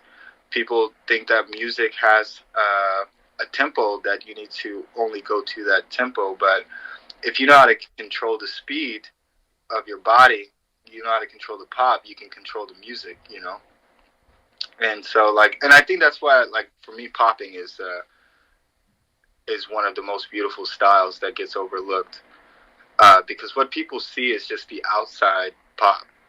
They don't see the internal components that work with popping, the control, the intensity to the music, the way that you can use different angles to express like your emotions in your body. Like, when people see people popping, it's just like replicants sometimes. It's just like somebody's trying to replicate what they saw somebody doing popping instead of learning how to do the actual pop and internalize it, they imitate it. Yeah. But if you learn that there's these tools that are in place so that you have that in you, like the pop in you. That was another thing that I wanted to say, like why Pete's name is Pop and Pete is because it's like Pop and Pete, like the pop is inside of his body. And I found that really, really helpful with understanding like that style in his mind, what his perspective of popping is, and his history of what popping is, and what he went through his journey. So internalizing the pop is really important, but it just brings so much beauty to that style when you can do it naturally, where it's not forced. Like you shouldn't be doing the pop and it's forced. The pop shouldn't be coming out like like this, And we see a lot of people that do that, and they get discouraged because it doesn't look like the other person that they're seeing that might be at a high level. But I think that's what I like about it, the challenge of making these movements look and be a part of you, and then, to cap on that, tutting has been like a really big part of my dance. And the first time I learned some tuts was actually from a guy named Tetris. He taught me like a pattern, like a 4-way pattern. And at first I didn't understand that pattern. I was like, yo, this is dope, but I don't even know what I can do with it. When someone teaches you like a pattern, it's like up to you to figure out how it works. And some years later, I started to connect them and understand that like, oh, these patterns and tutting are angles and positions that I can use with my body. So if I start to learn how to like make this a natural angle and position, I can alter it with these other things I know, the pop, the speed control, like dime top, vibration. So I start to like be able to incorporate all these other things in with tutting or waving, or like like the boogaloo glue, and that really helped because that further expanded my thought process around creativity. Right, it gave me more freedom because now I'm doing work inside. I'm not just trying to do the work to make the outside look cool. I'm trying to find ways how to use the stuff that I internalized for the outside dancing. So when people see it, they don't just look at it, but they feel it. And that's always been kind of an objective for me to dance, is not for people to see what I'm doing, but to feel it. And I think that's why, those styles are really beautiful.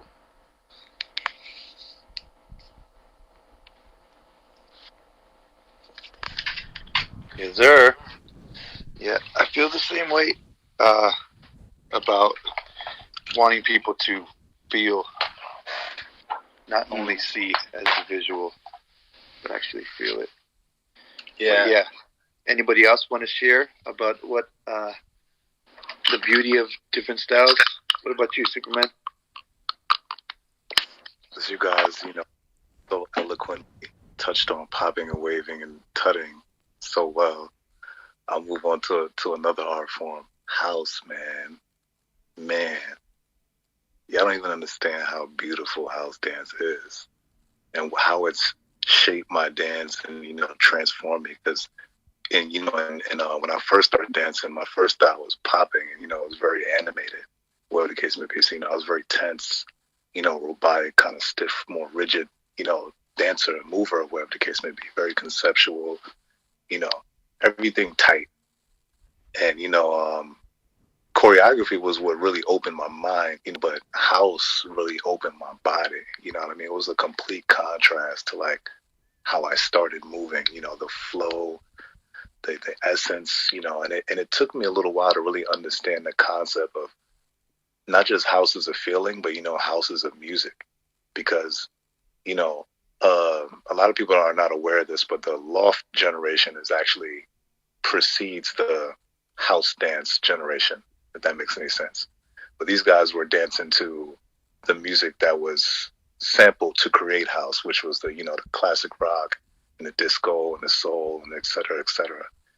And the loft and the Paradise Garage were two of the places, where some of the loft generation dancers come from. So like Future, for example, is from that generation. Bravo's from that generation. Conrad, several people, whatever the case may be. And, essentially at the Archie Burnett. So essentially at the end of the day, when, for example, when the hip hop dancers started coming into B-boys, the Latin dancers started coming into these clubs, they would come into these clubs that were purely feeling. So actually the freestyle dance community was actually the community that made clubs more about ciphers and stuff like that, because it wasn't like that prior to them coming there, if that makes any sense. A lot of people don't know that either. If you look at old footage of the loft and the Paradise Garage, everybody's dancing at the same time. There's no one's watching anybody, just standing there in a circle. Those were like the freestyle hip hop and, B-boy and all that. That culture came into the house clubs and started to change it, if that makes any sense. So, the feeling though was what also transformed their dance. So anyone that, even me, the way that I move when I went to like the house clubs, and you're just around, you're around freestyle dancers, but then when you start to absorb the energy from people that just feel only, like they almost don't even dance yet, they just feel. That shit will completely transform how you ever listen to music, how you enjoy yourself. Like it's a completely different atmosphere of like experience and dance. And I think that that's some of the deepest level of like, clubbing you can ever experience is like the house spectrum of, because there's still so many people that are not freestyle dancers that just feel in these spaces, and you won't really know what the deepest level of feeling is until you're around people that only feel and they don't even barely dance, and they like, let alone freestyle. So that's what's beautiful about house. It is a feeling. The actual house part, the house dance part is the feeling, because majority of the vocabulary was already there. You know what I mean? Like if you look at a lot of the steps, they're either from jazz or Lindy Hop or hip hop or, capoeira or whatever, you know what I mean, put into a house context. But the feeling is what transformed all of these movements into house dance. So yeah, that's what's beautiful about house. Yo, Superman, a lot of us only had the house clubs to go to pop, to dance, and I could definitely say it was probably some of the most beautiful vibes and most like amazing times coming up I've ever had was popping to house music, and just the way the music makes you feel, and how like kind of like in a trance, but in a very different type of way than being at an event or being at a place like where to poppy music, So I definitely can relate on the feeling, because I know growing up and going to raves, always being in the house section of the rave and staying there all night and going to house clubs out here with Marcus Wyatt Deep. That long if you don't feel like people that dance all night. I think people don't really take for granted some of especially on the East Coast, a lot of the I'll use Mop Top as an example. A lot of these guys, weren't really like where they were training, but they were more so training because they were just dancing for so long in the clubs. Because in New York, clubs will go until 3 p.m. the next day, and then another club starts at like 4 p.m. It was literally like 24 hours. And that's how long these people were dancing. This is real. These are facts. I'm not exaggerating anything. So, and this is like almost every day of the week. You know what I mean? Like even me coming up, they were, especially in the summertime, like, people come, we might not have battles like that, but there was so many dance parties and events. And I think what house, like what you were speaking towards, the reason why house, clubs, the reason why it maintains so much integrity is because the DJs is not dancers like that. So they're the ones that still creating the music. When it's not a bad thing, but sometimes when the freestyle dancers start getting a hold of like the music too much, it starts to become beats. You know what I mean? Shit that people can like be performative to. You know what I'm saying? Especially if it's like the battle scene. The music starts becoming performative. Like I was teaching some guys out here, and I was telling them, I was like, yo, don't practice to no popping beats. Practice to funk, because the more you get deeper into, I said thank you. Yeah, because the more you get deeper into popping beats, you don't realize how limiting it is. You know what I mean? You start kind of making yourself more performative, especially if you start that way. You know what I mean? And I'm like, as much as we have dime stops, and we have so many different forms of stops. You got to be clean and hit your pitches and blah blah blah blah blah. Like there's a dance in every, like the funk that's in when you hit, even when you dime stop, when you're popping, as opposed to just anime. Like there's just something like different that, like, if you're not dancing to like funk music and you dancing to popping beats, it's just not in there. It can't be. Yep. You know what I mean? These guys have full bands making music. You got a full band making funk. Like it's just not the same level. It's not the same work. You know what I mean? Not fast food. Yes. Yeah. I mean, that's also the reason why they're dancing. They're dancing to be popping winners, So most of the time they're using those type of beats because that's like very surface level. And not everybody wants to feel the funk and really dive deep into the feeling of the music. It's a whole different generation, for sure. Go ahead, Castro. To keep it like positive, like the environments, as long as we keep creating environments of enjoyment that people can come into, and that's what house has so much of, because there are people that are dedicated to the house scene and the house culture that are not necessarily the freestyle dancers. We've come into their world. That's their world. The feelers and the club movers and the people you come in and people rolling around on the floor and pouring water on themselves and all types of shit like that. That's their world, and we came into their world. You know what I'm saying? So that's why it still has a certain level of integrity that's intact, as far as like how it's still connected to what it originally was. You know what I mean? So moving on into like funk and everything else that we have now, hip hop and all these other stuff that had was a lot bigger as far as like a commercial standpoint at one point in time. We have to figure out, okay, what are the environments that could be created that put people in the space of what it is that make us resonate with the feeling of that particular music or whatever. Like, take our enjoyment. That's what R&B was. I took my enjoyment of R&B and made an event form of me. So it's like that type of time, or whatever the case may be, and then everybody will love it the same if they resonate with it.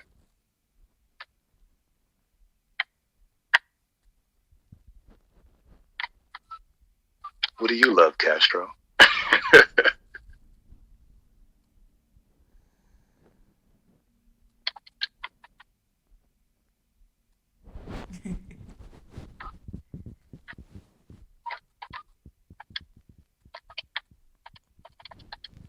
Yeah, I totally agree.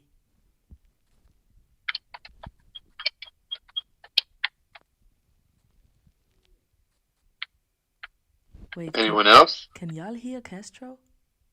I'm here. Okay. Give me 1 second. Yeah. Y'all go ahead and talk. I'll go last. Okay, I thought my app was tweaking for a second.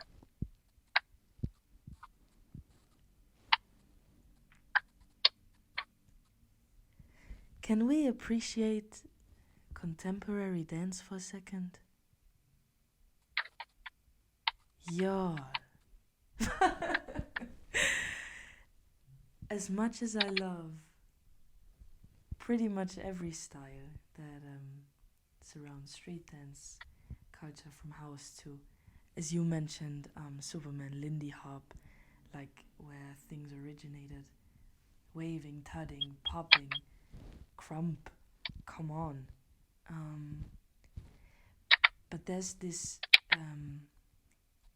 ingredient to contemporary dance or even ballet that has this certain, I'm gonna call it grace, without saying that grace is not included in these other dance forms that we just spoke of, but there's this certain elegance of slow, expansive movement in Like ballet. waving? Like waving? Yeah, I guess in waving. Very, very. That's the style that I thought is very close, and also dancing contemporary dancers here in LA. And it's the closest connection that I've felt. Just sharing with contemporary dancers here. Wow. Yeah. Wow. Yeah, thanks, because I hear you on that. Yeah, I just, so when I started dancing, actually when I was a kid, I started dancing ballet, and I was doing rhythmical gymnastics for a time, actually. Hey, Yeah, and... who's getting your Sailor Moon on? What about Sailor Moon? You was getting your Sailor Moon on. Yeah, exactly. I was preparing myself. Word. Yeah, and I just so I kind of grew up in this field of having very what's the word, having very upright body posture, doing this arm movement, foot placement, etc., etc. And then what I find so interesting is 2 years ago I was in a class with Feis, and he actually used the ballet feet positions as a concept for freestyling in hip hop. So that was like, damn, it's all connected in certain areas, and what I also really love is partnering or contact improvisation, as some like to call it, because it's really like universal, there's no certain style attached to it. You can do it with any style, and I think it's really I actually have no word for it, but it's sometimes just things happen that are out of this world when two people connect with each other in dance, and you just both go with the flow and you both enter the flow state. It's like you don't even know what's happening, and if you're lucky you'll see footage afterwards and you see what you did and you're like, how did that even happen? Yeah.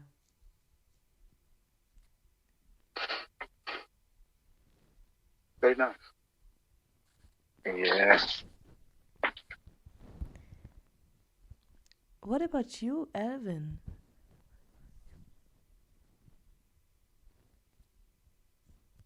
Alvin, you there? I think he might be at work. I know he sometimes pops in when he's working. So Castro, Yes. let us know.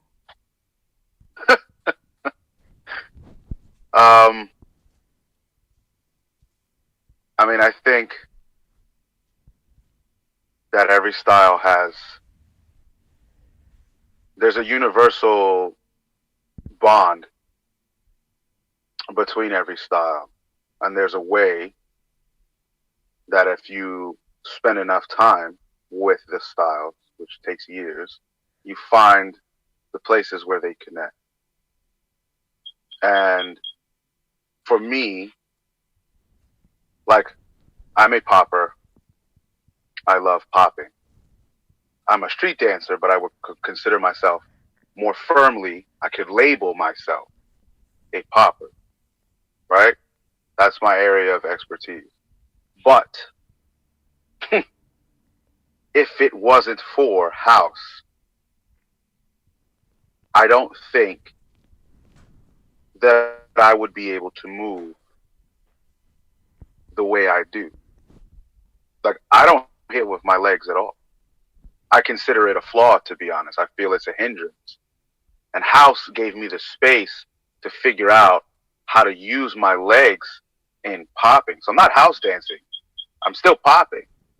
But it taught me ways to use my legs to their maximum capability, to be as effective and efficient as possible with my lower body movement to the music. House, the grooves, the many grooves, the levels, the textures, which there's people who understand what feeling is, and then there's people who don't understand what feeling is. And the majority of people say, this is my feel.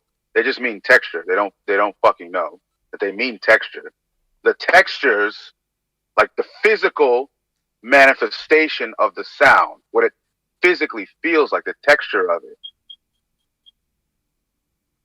House is almost parallel, it's almost identical to popping in that way. They're if they're not cousins, they're, you know, fraternal twins. Like, they don't look the same, but they're the same person almost. And like you were saying, Jay, a lot of times there wasn't funk in the clubs. There still isn't funk in the clubs. It was house music. And like Superman said, street dancers made the club the spot to go for cyphers. Yeah. Right? And what's crazy is that if it wasn't for house, I wouldn't be as good. Like, funk and house are parallel as far as music quality is concerned for me. Like, the structure of it, what it can do to your body, the funk that is possible, the mood and the setting that it can put you in, the energy that it can give you, the textures that it helps you provide physically. And for me, it helped boost everything, not just my footwork, but when I started learning and really understanding what animation isn't. Like clear line definitions, I saw how popping to house, blending house with popping, so popping is still the dominant, but house being the underlying groove that I'm using, and being able to animate, dime stop, use speed control, right? Tick or strobe, depending, change character, and still be funky. Not be a robot, be funky. Because most people think animation is, oh, I gotta be a robot. A robot is one character in animation. One. There's the possibilities for animation are infinite, but people's imaginations are so dead because we don't play anymore. We don't allow ourselves to be imaginative. Why Disney keeps recycling movies, and you see, oh, I want a black Superman, I want a white Superman, I want a Spanish Wonder Woman, I want a Chinese Wonder Woman, I want an Asian Hulk. Make something new. Make something else. Right? Animation provides that space. But house is the thing that has literally tied my entire dance together. And I started out a b-boy. Look at that. I was breaking before anything. Busting my fat ass all over the floor. Wait a minute. Where the hell did this hair come from? I look down and there's brown broccoli on the screen.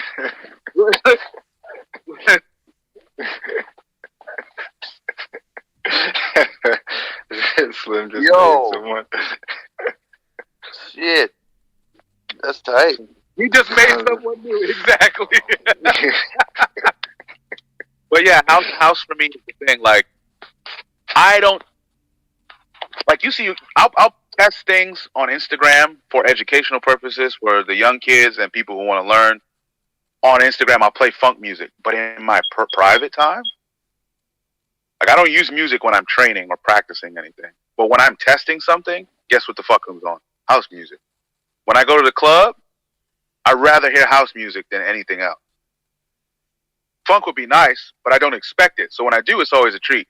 But I'm looking for house. House is full on nourishment. Bounce, groove, funk, everything. Everything you could look for.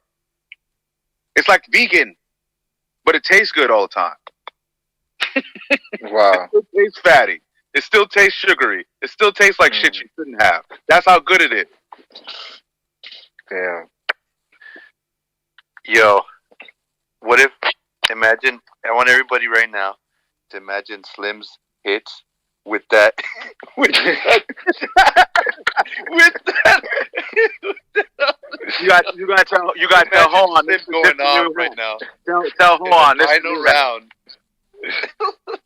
with tell that on, bro. This new hat right here. It's not the brim hats anymore. It's the Afro wave.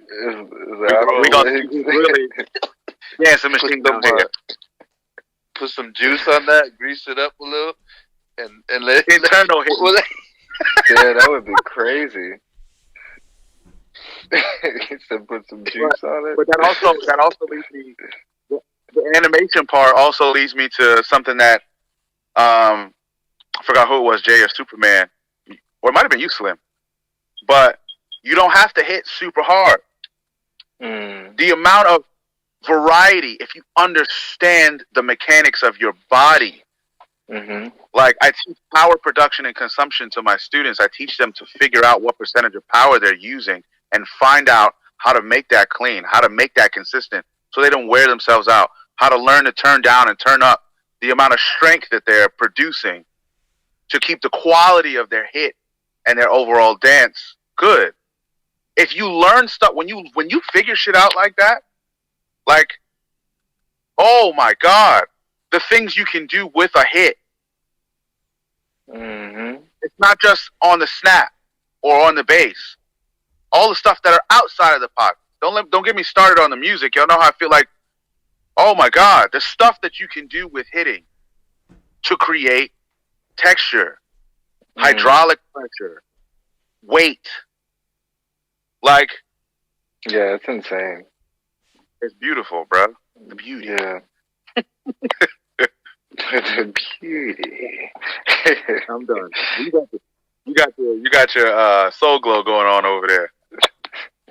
Yeah, I got a whole setup with this thing. I got the mustache, the match. I just don't know where the mustache is, but you look like Bob Ross.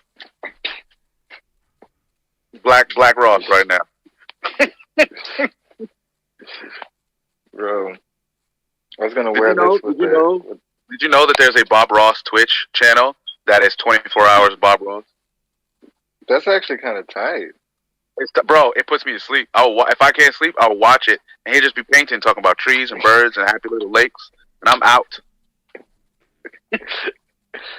It's crazy because I remember watching that when I was a kid, and I remember that shit would be on at like 3 in the morning when I would wake up and turn the TV on. There was no cartoons. It would be Friday night, and I'd be like excited for Saturday morning because that's where all the cartoons would come on. The Gargoyles and Daffling Duck and all that stuff, you know. Yeah. When there's trouble, you call DW. Yes, indeed. a pimp named Slim Poppin' Wave. That's a mouthful. Yo. Y'all ain't gonna take me seriously if I got that. Get this wig on.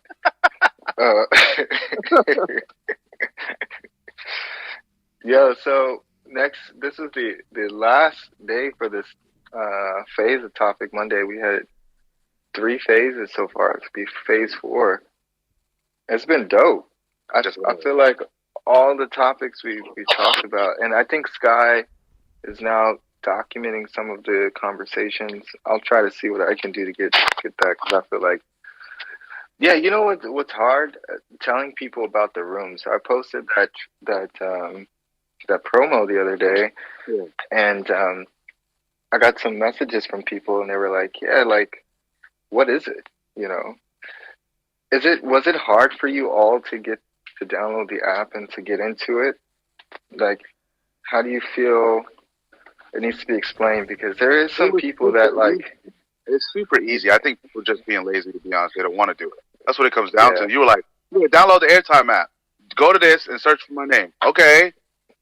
If everybody use Instagram and Facebook, and this is how I say it, people are either lazy or they can't read, which is an oxymoron. If you're on social media all day, which is literally all reading.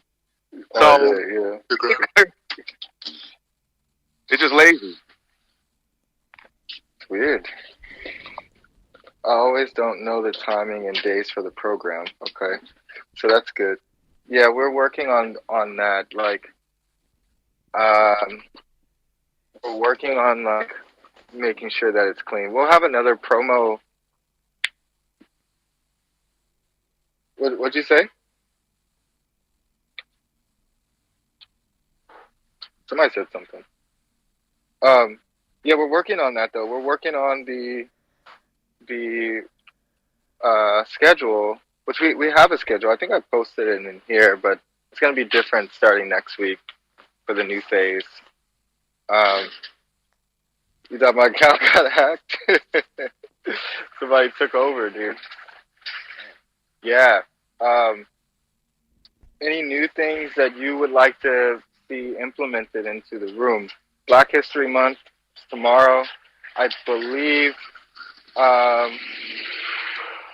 that we're going to have an interview with a few people that I really look up to, and people that I find that will be able to give some of their history, and so that will be happening throughout the month. But is there anything that you all would love to see, hear, people that you would like to talk to?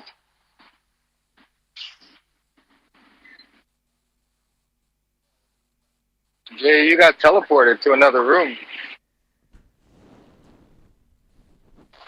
I did, bro, and I came back. I don't know what happened. It said Jsmooth hosting the waving room. I was like, oh. That was a glitch in the Matrix. Interviews with waivers.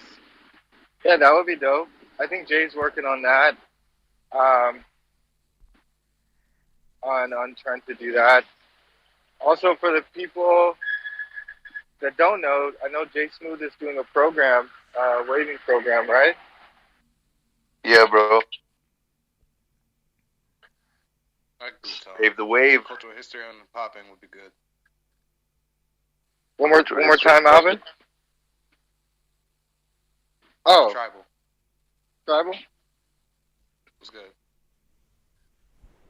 Yeah, I believe some cultural history on popping would be good. Getting that information out would be very beneficial. Yeah. Anybody you have in mind, bro, that we can reach out to, that you would want to hear from? Damon Frost would be good. Dope. Yeah. Had a good workshop with him and bringing his history into it, or discussing his history in popping would be great. Say no more. Yeah, I'll definitely get Demon in here.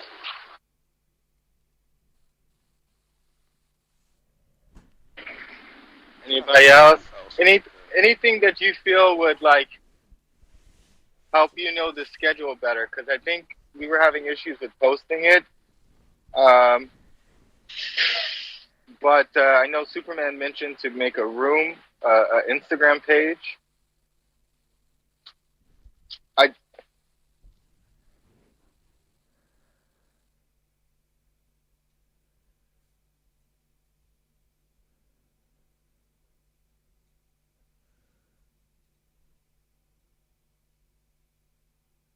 Yeah, yeah.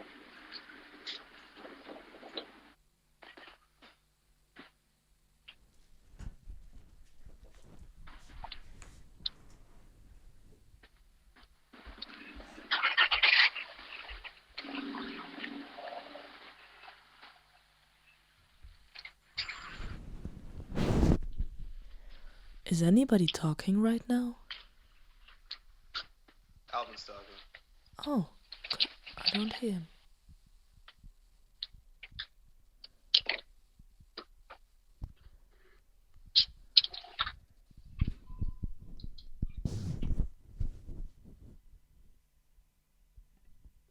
Yeah, definitely. The Instagram page was so that we can use the as kind of some form of a landing page to post clips of the content. You know, like just little clips of the content. Have like an actual dedicated page to that. Because you know, Slim and